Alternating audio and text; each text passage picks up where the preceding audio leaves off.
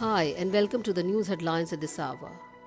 Britain's housing minister said on Tuesday that unless the European Union started to show more flexibility to help clinch a Canadian style free trade deal, then the government would be happy to leave the bloc without a deal. We want to leave with a Canada style free trade agreement. That's always been our preference, and we think that's still possible. Housing Secretary Robert Jenrick told Sky News when asked if he was looking forward to a no deal Brexit. But if they don't show the degree of flexibility and realism that we want them to show, then we will leave with the kind of trading arrangements that Australia and other countries have, and we think that's also a good arrangement for the future.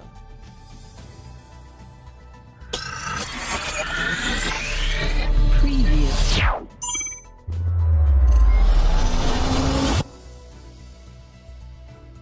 China has passed an extraordinary and historic test with its handling of the coronavirus. President Xi Jinping said on Tuesday at a triumphant award ceremony for medical professionals decorated with bugle calls and applause.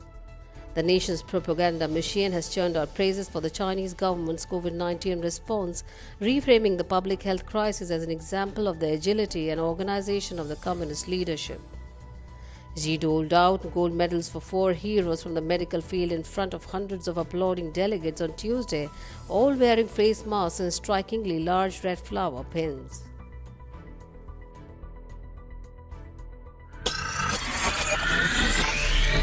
Preview.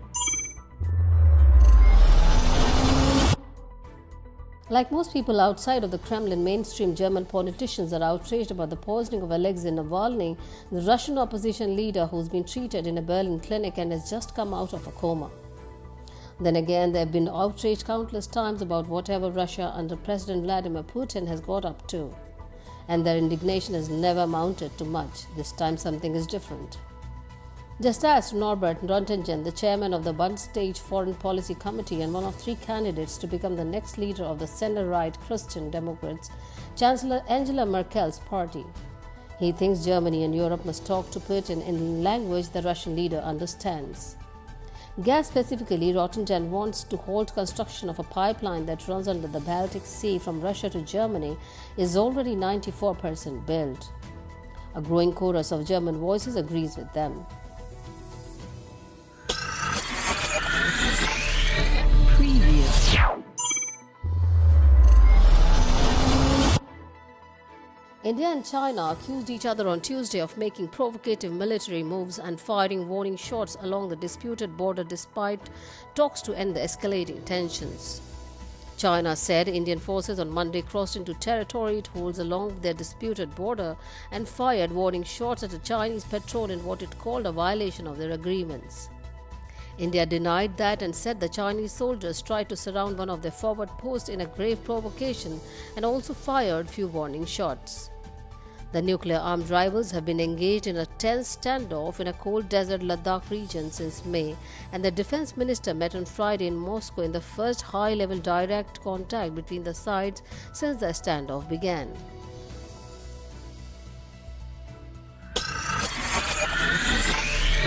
Preview. Almost 300 Rohingya Muslims were found on a beach in Indonesia's Aceh province on Monday after months at sea, officials said. The group arrived at Ujong Blank Beach from one boat and were reported by local residents. Officials arrived and found that the Rohingya had dispersed into 3 groups after landing, Bandar Sakti Sub-District Military Commander Roni Mahindra said.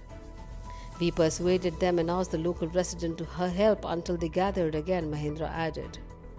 The 181 women, 100 men and 14 children were given shelter and received help from local residents, police, military and health providers.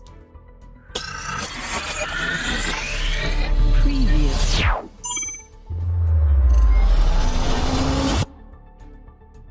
The Islamic State group says its fighter carried out Sunday's attack in Tunisia that saw 1 security officer killed and another injured.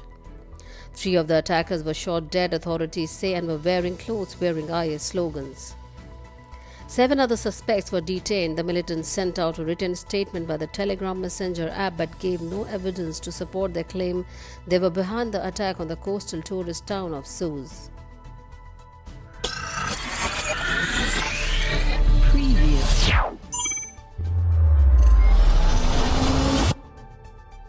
As negotiating teams meet in London for the 8th round of trade talks, Housing Secretary Robert Jenrick said that leaving on Australia-style terms would be a good arrangement for the UK. He also defended the government's plan to override areas of the withdrawal agreement, saying that ministers were taking necessary precautions to protect the Good Friday Agreement. Meanwhile, Boris Johnson will tell EU leaders today that the Brexit divorce deal is contradictory and must be rewritten to protect the Union.